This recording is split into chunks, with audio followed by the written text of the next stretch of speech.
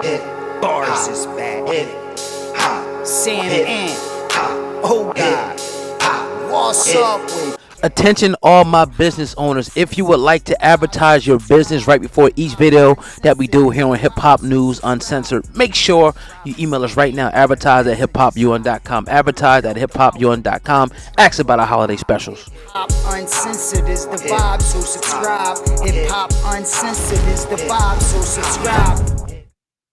People get what they want. So anyway, let's bring it back to the people. Send Brown downtown and take back your town. And Memphis ought to be the mecca for the country because you've got the opportunity for unlimited hydroelectric power, trade, heavy industry, an opportunity to not just have effective civilian oversight over the police, but to have civilian management, control, and direction of the police, which is something different but necessary. And this ought to be the place where you want to come and immigrate to. We'll be glad to have you immigrate here. Just be legal now. Right.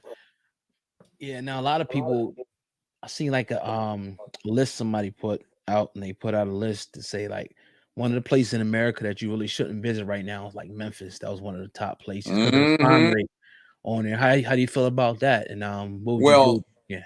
I've been dealing with criminal law for a half century, and let's say it's not good here. This is becoming a crime capital for violent crime. And we've got a situation right here where people were screaming about police killed off a young black man, but a lot of the police involved, there were 5 who lost their jobs. They were all young black men, and half of them were younger than the person who apparently died, apparently for fleeing from an opportunity or from a physical arrest. So they'll hash it out and see what's going on. And I don't want to get into it because if and when I become mayor, it's probably going to land right in my lap to deal with. So let's deal with due process of law, investigation, and see what should be done rather than what somebody's screaming ought to be done. Absolutely. Well said. Right around this time, we start seeing politics start revving up a little bit, getting ready for campaigns and things like that. And it seems like in line with that, you start seeing a lot of black celebrities line up with politicians, and we start seeing the campaign go on, in particular with the Democratic Party. What do you think about right around this time, you start seeing various celebrities start vouching and talking about certain issues that they don't always talk about, but how it seems as though a lot of celebrities, in particular in the black community, seem to be bought out by a lot of these politicians and paid to market a certain agenda to us to vote in these next couple of years.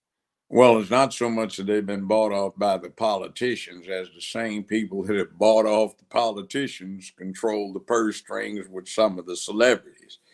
And the other thing is quite frankly, there is a certain thing that gets pushed to the corner that everybody is aware of, that big thing in the middle of the room about what you teach in schools and what you teach about relationships with the opposite sex type thing.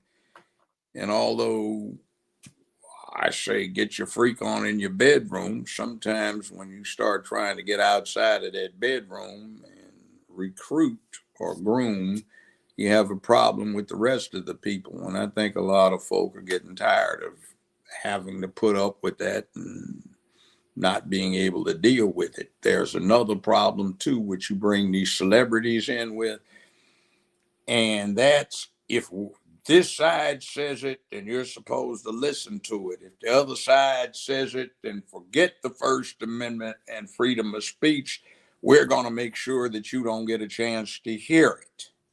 Right. And that's very bad. Absolutely. Last time we had you on, we the Black Panther 2 movie hadn't come out, and you gave us a excellent like breakdown already of the movie. We went to go see it afterwards as well. It was a part of the movie I wanted to kind of talk to you about. If you've seen the whole movie, I you know, saw it. okay, about how they kind of you were right too, what you said about the female aspect. But at the end of the movie, when like the Mexican Empire, they pretty much drowned the mother of Wakanda, and then the daughter that was pretty much became the king. She showed him mercy. How do you feel about that at the end of the movie? Well, that fits in with the Hollywood thing, and just think about it. Did you see much masculine imagery in that movie with black folk? Nope, not at all. None at all. One other thing struck me. This is supposed to be the most technologically advanced country in the world. Did you ever see a restaurant anybody could go to get a meal, or did everybody have to act like, they were just outside of the Stone Age cooking on charcoal? Very true. I mean, really. I saw no men in charge of anything anywhere. And it became pretty obvious that the king was but a figurehead, and that the women had committed treason by subverting Killmonger and his kingship, where he was about to take the place somewhere relevant. Absolutely. I want to transition because there was an article that came out a few days ago that's being talked about, but I don't really see any mainstream media speaking about it too crazy. And that was in Georgia. A couple accused of sexually abusing adopted boys. Husband bragged about molesting them. Now, these were two homosexual men that adopted two young boys and did some pretty vile and disgusting things to these young boys. Not really being talked about, but we're going to talk about it here and get your thoughts and opinions on what we heard and what transpired. Well, I posted on Twitter 2 days ago that article, so I generated some discourse on that. Let me see. They don't want to talk about that, but you see, that is a reality. And what's going to happen when we look at this experiment, which is exactly what it is, in 50 years, 40 years, 30 years, 20 years? How many people are going to be ruined by it? You see, maybe that's the best thing that can happen to somebody under some very bad circumstances, i.e., you have to be raised in this kind of environment. Is it better than being in an orphanage? Maybe. Is it more dangerous than being in an orphanage? Quite a bit more so. We have this thing, remember, the whole 9 yards is predicated on certain people are born that way, right? Yes, sir.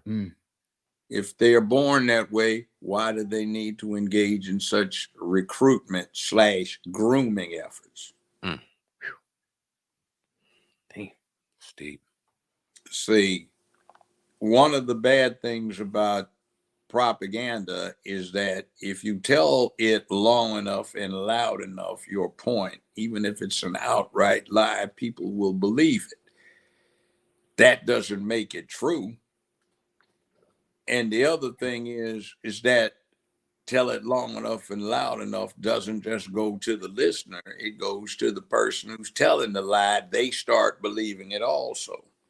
Now, it's their right to get their freak on in the bedroom, but it's not their right to try and groom these children and convert them. Now, right now, last I checked, where in this country do you have a school board that allows people to teach heterosexual sex to the children? They don't.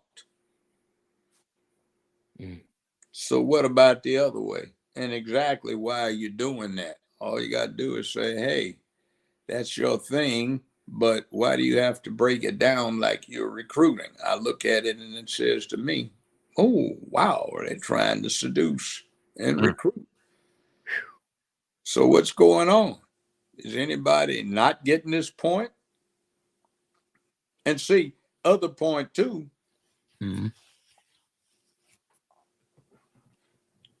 LGBTQ is not synonymous with gay. There are gay folk I've encountered who think LGBTQ is a cult. Whew. So you can be Islamic. That doesn't mean you support Al Qaeda or ISIS. Very true. You can be Christian. That doesn't mean you revere Reverend Jim Jones and serving Kool-Aid at large church picnics, if you know what that means. So what's going on here? You can't teach Islam, Christianity, Buddhism, Hinduism. You can't teach Confucianism. You can't teach Judaism in school. Why can you teach LGBT, which is a cult? And it's a philosophy. See, Hinduism, they've got multiple gods. Christianity, Judaism, and Islam, they've got monotheistic foundations to what they have. You have Confucianism and Buddhism, they don't even have a God involved. It's just a system of philosophy. The same way with LGBTQ. So you can't put a Jewish star flying under the American flag on an American government building or consulate or embassy. You can't put the moon or the crescent in the star under there. You can't put the cross under there. Why can you put the rainbow? See what's going on. You talk about Emmett Till anti-lynch bill. Is that what we're talking about? We haven't had a problem with lynching in a long time. What we did have was an excuse to put certain language in the American legal lexicon, sexual orientation. Now, the Emmett Till anti-lynch bill is the same one that Cory Booker and Kamala Harris, Imhoff, tried to make the anti-lynch bill after Jesse Smollett, Juicy Jesse, pulled that fake off in Chicago. Right.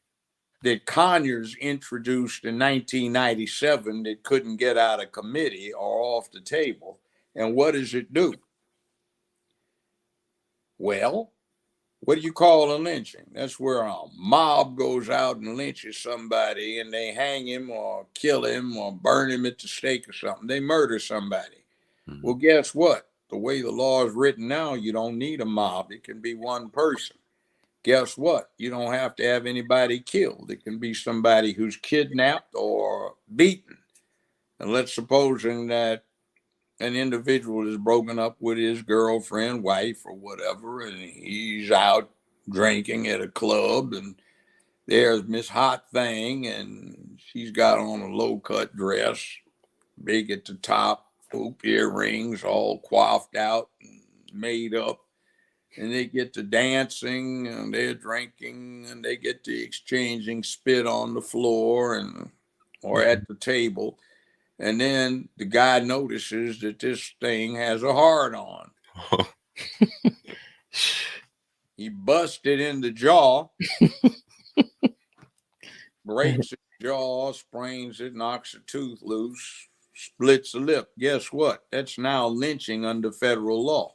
No way. Wow. Whew. Arguably.